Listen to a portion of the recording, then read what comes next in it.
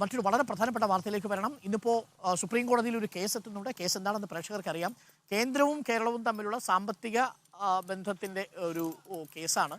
കേന്ദ്രത്തിൽ നിന്ന് കേരളം 26,000 കോടി രൂപ കൂടി കടമെടുപ്പ് പരിധി ഉയർത്തണമെന്ന് ആവശ്യപ്പെട്ടുകൊണ്ട് സുപ്രീം കോടതിയിൽ പോയിട്ടുണ്ട്.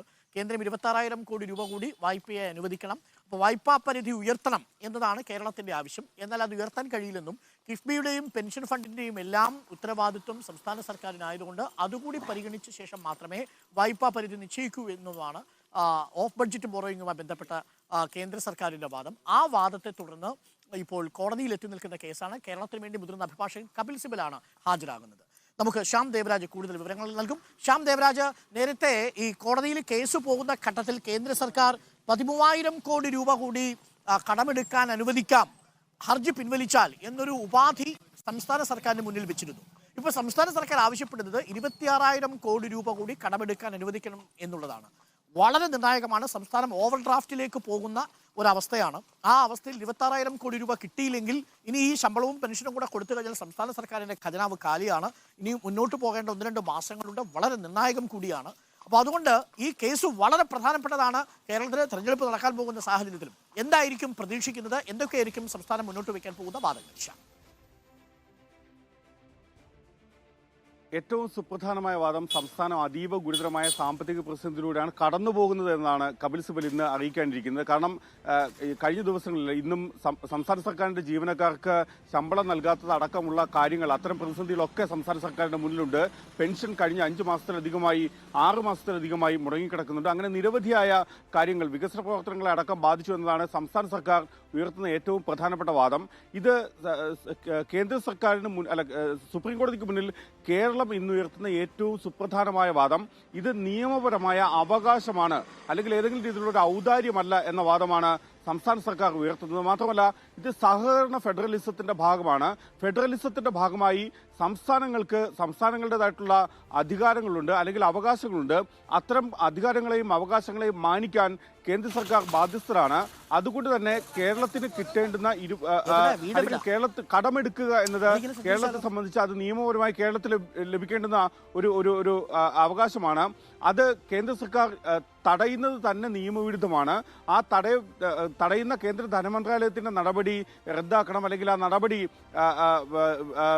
തിരുത്തണം എന്നതാണ് കേരളം ഉന്നയിക്കുന്ന ഏറ്റവും സുപ്രധാനമായ വാദവും. സഹകരണ ഫെഡറലിസത്തിന്റെ ഭാഗമായി കേരളത്തിന് കടമെടുക്കാൻ, അല്ലെങ്കിൽ കേരളത്തിന്റെ സമ്പദ് വ്യവസ്ഥയ്ക്ക് മുന്നോട്ട് പോകാൻ ഉള്ള തീരുമാനങ്ങൾ എടുക്കാനുള്ള അധികാരം കേരളത്തിനുണ്ട്, സംസ്ഥാന സർക്കാരിനുണ്ട്. ആ അധികാരങ്ങളെ അംഗീകരിക്കുക എന്നതാണ് കേരളം ഹർജിയിലൂടെ മുന്നോട്ട് വയ്ക്കുന്ന ഏറ്റവും സുപ്രധാനമായ ആവശ്യവും. അതുകൊണ്ട് തന്നെയാണ് ഇന്ന് കേരളത്തിന് വേണ്ടി ഹാജരാകുന്നത് മുതിർന്ന അഭിഭാഷകൻ കപിൽ സിബലാണ്. കപിൽ സിബൽ ഇത്തരം വാദങ്ങളായിരിക്കും സുപ്രീം കോടതിയിൽ ഉയർത്തുക എന്നാണ് നമ്മൾ മനസ്സിലാക്കുന്നത്. പക്ഷേ നേരത്തെ ഇത് ഒരു സാമ്പത്തിക വിഷയമാണ് എങ്കിലും, അല്ലെങ്കിൽ സുപ്രീം കോടതിയുടെ മുന്നിലുള്ളൊരു ഹർജിയാണ് എങ്കിലും അതിനിപ്പുറത്തൊരു സമവായ സാധ്യത നേരത്തെ സുപ്രീം കോടതി തേടിയിരുന്നു. ആ സമവായ സാധ്യതയുടെ അടിസ്ഥാനത്തിൽ സംസ്ഥാന ധനമന്ത്രി അടക്കം കേന്ദ്ര ധനമന്ത്രാലയത്തിലെ ഉദ്യോഗസ്ഥരോട് ചർച്ച നടത്തിയെങ്കിലും ആ ചർച്ച പരാജയപ്പെട്ടത് നമ്മൾ കണ്ടതാണ്. ആ ചർച്ച പരാജയപ്പെട്ടതിന് തൊട്ടു പിന്നാലെയാണ് കേരളം കഴിഞ്ഞ തവണ ഈ ഹർജി പരിഗണിക്കുമ്പോൾ ഇതിൽ വിശദമായ വാദം കേൾക്കണം എന്ന കാര്യം ആവശ്യപ്പെട്ടത്. ഇതിൽ അന്ന് സുപ്രീം കോടതി ഒരുപക്ഷെ വളരെ വിശദമായ വാദം ഏറ്റവും അടുത്ത് കേൾക്കാൻ ഉള്ള ഒരു വൈമുഖ്യം പ്രകടിപ്പിച്ചിരുന്നു. പിന്നീട് കേൾക്കാം എന്നുള്ള കാര്യമാണ് പറഞ്ഞത്. പക്ഷേ കപിൽ സിബൽ കഴിഞ്ഞ തവണ ഹർജി പരിഗണിക്കുമ്പോൾ ആവർത്തിച്ച് ആവശ്യപ്പെട്ടത് അന്ന്, അതായത് 2 ആഴ്ചയ്ക്ക് മുമ്പ് വേണമെങ്കിലും വാദം പറയാൻ തയ്യാറാണ്.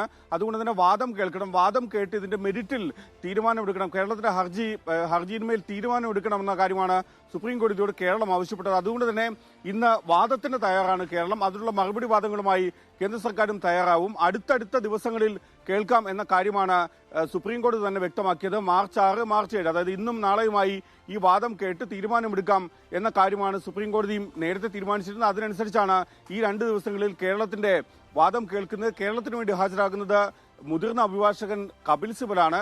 കേന്ദ്ര സർക്കാരിന് വേണ്ടി സോളിസിറ്റർ ജനറൽ വെങ്കിട്ടരമണിയും ഹാജരാവുകയും ചെയ്യും. ജസ്റ്റിസുമാരായ സൂര്യകാന്ത്, ഒപ്പം KV വിശ്വനാഥൻ എന്നിവരടങ്ങുന്ന ബെഞ്ചാണ്, ഡിവിഷൻ ബെഞ്ചാണ് ഈ സുപ്രീം കോടതി ഈ ഹർജി, കേരളത്തിന്റെ ഹർജി പരിഗണിക്കുകയും ചെയ്യുന്നത്. ഓക്കെ, ശ്യാം ദേവരാജാണ് വിവരങ്ങൾ നൽകിയത്. കേരളത്തിന് വേണ്ടി മുതിർന്ന അഭിഭാഷകനായ കപിൽ സിബലാണ് ഹാജരാകുന്നത്. കേന്ദ്രം സംസ്ഥാനത്തെ വരിഞ്ഞു മുറുക്കുന്നു എന്നതാണ് പ്രധാനപ്പെട്ട കാര്യം. അതിൽ സംസ്ഥാന സർക്കാരിന്റെ വാദങ്ങൾ അവതരിപ്പിക്കും. 26,000 കോടി രൂപ കൂടി കേന്ദ്രം വായ്പയായി അനുവദിക്കണം എന്നതാണ് പൊതുവെ സുപ്രീം കോടതിയിൽ ആവശ്യപ്പെട്ടിരിക്കുന്നത്. ആ പണം കിട്ടിയില്ലെങ്കിൽ കാര്യങ്ങൾ കുഴപ്പത്തിലാവും. കാരണം സംസ്ഥാന സർക്കാരിന്റെ ഖജനാവ് ഏകദേശം പൂട്ടിയ മട്ടാണ്. അതുകൊണ്ടാണ് ശമ്പളം പോലും 5 ദിവസത്തേക്ക് കൊടുക്കാൻ വൈകിയത് എന്നതാണ് പ്രതിപക്ഷത്തിന്റെ ആരോപണം. ഒരു സാങ്കേതിക തകരാർ എന്നൊക്കെ നമ്മൾ പറയുമ്പോഴും അതിനും അപ്പുറമാണ് സംസ്ഥാനത്തെ സാമ്പത്തിക അവസ്ഥ.